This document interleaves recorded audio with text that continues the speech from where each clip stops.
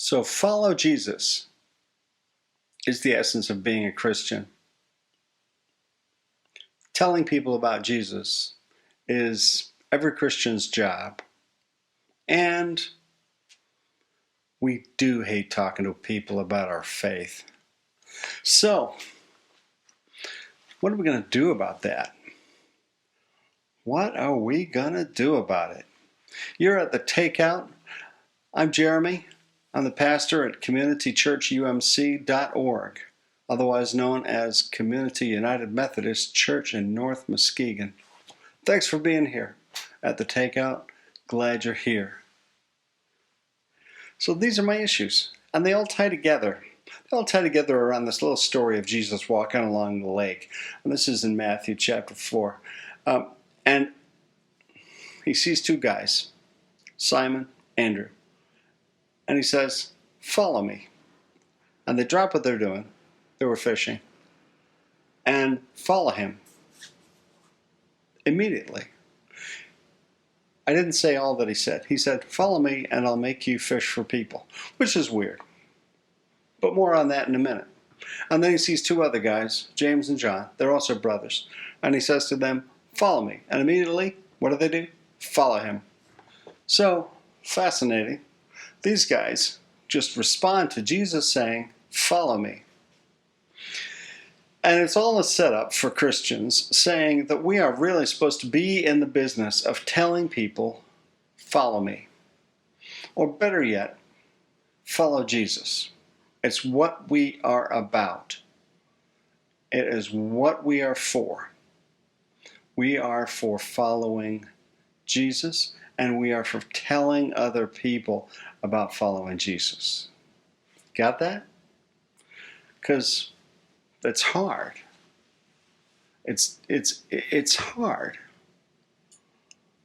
But Jesus does it successfully, and then he appoints these others, and they do it successfully. It's been going on successfully for a long time, and it did not stop in the mid-20th century, 60s, 70s, when we started deciding that we really ought not to have religion in the public schools, and we really ought not to talk about our religion when we're at work or in the government or ultimately anywhere. And then we got confused about what we were not supposed to be talking about because we had gotten way too interested in what the theology was. Number of persons in the Trinity. Well, if it's the Trinity, then there's three, and how many natures of Christ? Well, if you believe in the Nicene Creed, then two. Excuse me. And how they work. We used to have a clear formula to give us all the answers. Yeah. Well, somewhere along the line, we got to think that was what it was to tell someone about your faith. Somehow we were sort of roving lecturers, giving people, spewing doctrine at people and asking them to agree with us. What a shameful, small-minded way to talk about following Christ, because following Christ is what this is all about. When Jesus says, "Follow me," he doesn't say, "Believe all my stuff, and if you click the right answers on the exam, then I'll let you into heaven, and you can be my person and carry my name along with you, and that'll be great." No, this is not, the office. This is not an exam. This is follow me. It's an existential kind of a choice. So, following Jesus is the very definition of Christianity. I'm pretty sure I am totally buying this for the rest of my life, that's what being a Christian means. It does not mean agreeing with any particular authority about all the things that they believe. No. Faith does not work that way. It is not all about agree with me. It is about walk with me. It's about leave something behind and follow Jesus. So that means it is the job of everyone to do the other thing. The other thing Jesus said, besides follow me, was, I will make you fish for people. Which is gets a lot of play as a metaphor, as if we all know what it means. Fish for people. Does that mean I have to sort of do a bait and switch about Christianity? Yeah, it'll change your life. You'll make lots of money. Everything will be groovy. You'll have friends. And you'll be happy. Happy. And then it turns out, no, this actually involves prayer, study, and commitment, and there'll be ups and downs, and it takes a whole life, and you never feel like you've really gotten to where you want to go. Well, that's actually my experience. But yeah, the other part, that I'll make you fish for people. That's what we're really bad about. We're bad enough at following, and then the other part, yeah, fish for people.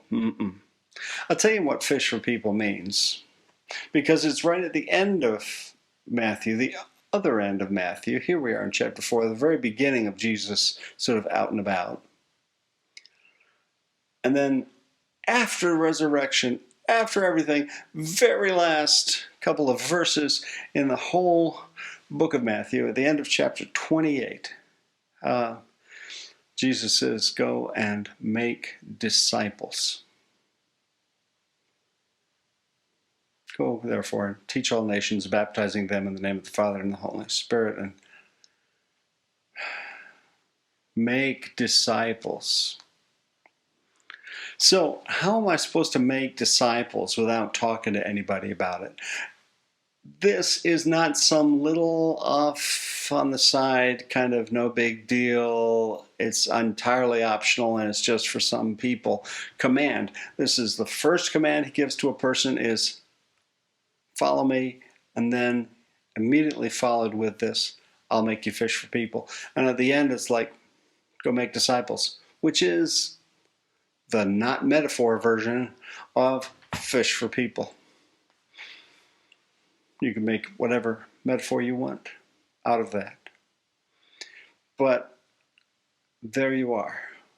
Such an important thing that we are all responsible for doing if we claim to be followers of Christ. If we claim to be followers of Christ, we have this responsibility to help other people become followers of Christ. If it means something to you to be a follower of Christ, if it is a life-changing experience to you, then the least you would want to do is tell someone about it.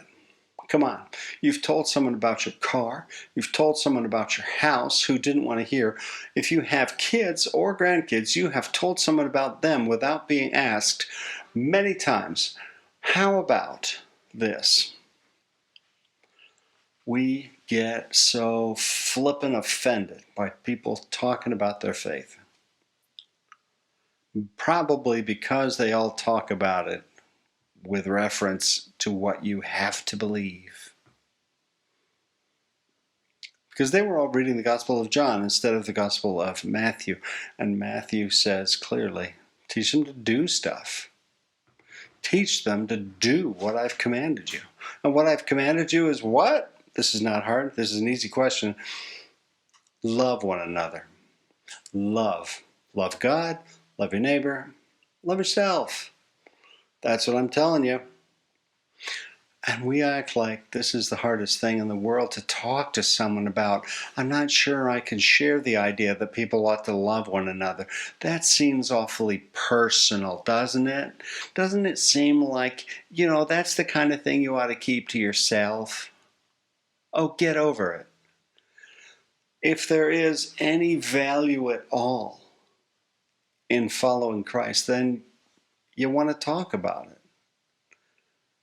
If you don't want to talk about it, why not? Why is it so difficult where you are? Is it your work situation that just makes it impossible? How about your home? Do you have a home where you can talk about your faith? Or Is it not allowed there either? Yeah, maybe. Jesus calls us, follow me, and then says, I'll make you fish for people. And that has to imply I have to talk to people about my faith experience now and then. It might help if you talk to yourself about your faith experience now and then. Just think, what do you do? Do you pray? How's that working for you? Is it feeling meaningful? Would you like it to be more meaningful? How about if sharing about your faith experience actually meant saying to someone, you know, I get frustrated in my prayer life because sometimes I feel like I don't know if God's there. And then someone goes, wow, you mean it's okay to have that kind of doubt? Because I've had that kind of doubt for years. What if we actually talked about it? It'd be awesome. What if we actually shared? Oh no, then we might be humans. So, yeah, following Jesus. I want to help people follow Jesus. I want people to become followers of Jesus. And then I want them to become better followers of Jesus. I want them to share the fact that they are trying to be followers of Jesus and share what that means. It didn't happen quick for me. I became this kind of follower of Jesus when I was a kid. I became this kind of follower of Jesus when I was a teenager. And then I kept working at it for decades. And I'm still working at it. It's okay. It's okay. We can talk about it. You can talk to me. You can talk to me anytime. Preferably not at 3 in the morning, but if that's the time it's got to be, that's the time it's got to be. You can reach me by all my contact information is at communitychurchumc.org, or get in touch with us through Facebook, and I'll be back to you. But we need to talk to people who are not Christians, people who haven't bought in, people who don't understand, people who are still wondering, and we need to be able to express our experience. If you are a person who doesn't yet have an experience of faith and you're wondering what in the world I'm talking about, I'd love to talk to you. I'm sure lots of other people would love to talk to you too. And they would try to do it without haranguing you, without beating you over the head about your faith, or your lack thereof, or your shifty-wifty uncertainty of faith. That's okay. I want you to know that our church welcomes people who are on a path and don't know where the path is going. We're here for you. If you've been thinking and you wish that there were maybe some Christians you could talk to who are also thinking, feeling, wondering, we might be the ones you need to be in touch with. God bless you.